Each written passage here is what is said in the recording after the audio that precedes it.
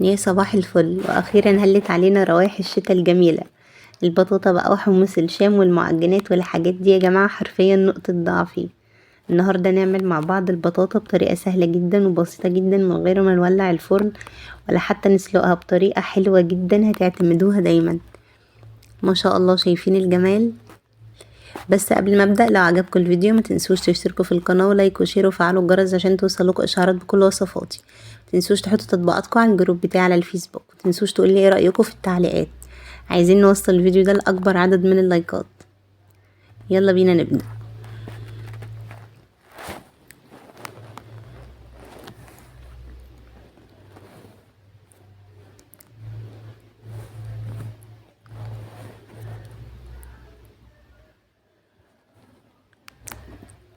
بصوا، اول حاجه هنا معايا 2 كيلو من البطاطا. انا بحب الحجم الوسط ده، ما بحبش البطاطا الكبيره قوي اللي حجمها تخين قوي. لا، بحب حجمها في الطول يكون متوسط وحجمها في السمك يكون متوسط. بحب الحجم ده. وبما ان احنا هنعملها بطريقه حلوه جدا فمش هتنشف مننا بقى في الفرن ولا هتتحرق ولا اي حاجه خالص.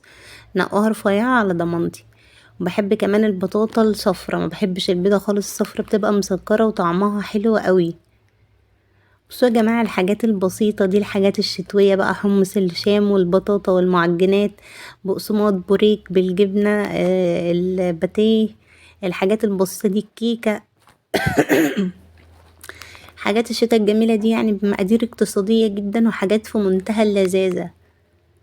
يعني البطاطا رخيصة جدا في متناول الجميع، وصفة اقتصادية جدا ما بتاخدش وقت خالص. عملتها في دقايق معدودة، مخدتش مني مجهود ابدا. وكمان عملت معاكم البطاطا بالكريمة، كانت رهيبة، كانت وصفة لذيذة جدا. هسيب لكم اللينك بتاعها في صندوق الوصف. بصوا، بنبدأ نعمل فيها فتحات بالسكينة كده عشان البخار يوصلها من كل جهة، عشان تستوي من القلب كويس، وبتبقى طالعة زبدة، بتبقى مستوية كده دايبة.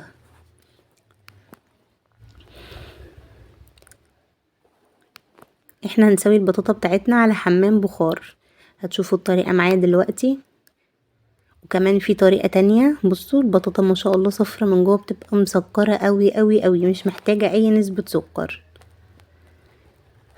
معايا الحلة بتاعتي هنا، رفعتها على النار، نصها مية. اول ما تبدأ في الغليان بنحط عليها المصفى دي او اي حاجة عندكم فيها ثقوبات كده مفتوحة، وبنرص فيها البطاطا بالشكل ده. وهنرص البطاطا بتاعتنا.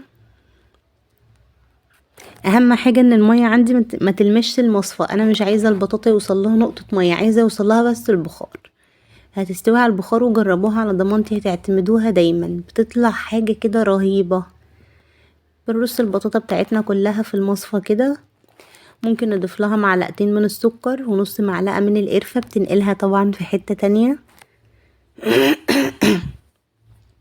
القرفة مع السكر بقى يا جماعة وعشاق السينابون. بنغطيها بالغطا كده، غطا ما يكونش فيه اي ثقوبات، وعلى نار عالية، وبنسيبها لحد ما تستوي تماما. كل 10 دقايق بنبص عليها، ولو المية كمان قلت من تحتها بنزود كوباية بكوباية او نص بنص. كمان في طريقة تانية لتسوية البطاطا للناس اللي ما عندهاش المصفى دي اصلا. بنجيب صينية كده غير لاصقة او اي صينية موجودة عندكم، ونجيب ورقة زبدة كبيرة. بنبل ورقة الزبدة بالمية عشان ما تتحرقش مننا في الفرن. بنفرش ورقة الزبدة في الصينية، بنرص البطاطا بتاعتنا وبنعمل نفس الفتحات بالسكينة. معلقتين سكر، نص معلقة قرفة.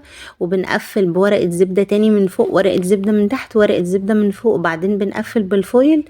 وندخلها فرن مسخن مسبقا على درجة حرارة عالية جدا على الرف اللي في النص. وتحت على أرضية الفرن بنحط صينية فيها كوبايتين من المية عشان نطلع البخار، توزع البخار بتاعنا في الفرن. كده البطاطا بتطلع مستوية اصلا، بتبقى زي بطاطا العربيات المشوية. وهنا بقى خلاص البطاطا بتاعتي كانت جاهزة. نضيف لها بس كده معلقة من العسل الاسود وبتبقى رهيبة. العسل الاسود بينقلها في حتة تانية يا جماعة، جربوها على ضمانتي.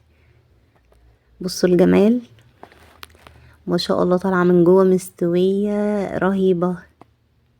بس كده، اتمنى يكون عجبكم الفيديو. ما تنسوش تشتركوا في القناة ولايك وشير وفعلوا الجرس عشان توصلكوا اشعارات بكل وصفاتي. ما تنسوش تحطوا تطبيقاتكم على الجروب بتاعي على الفيسبوك. اشوفكم على خير، فيديو جديد ان شاء الله. باي باي.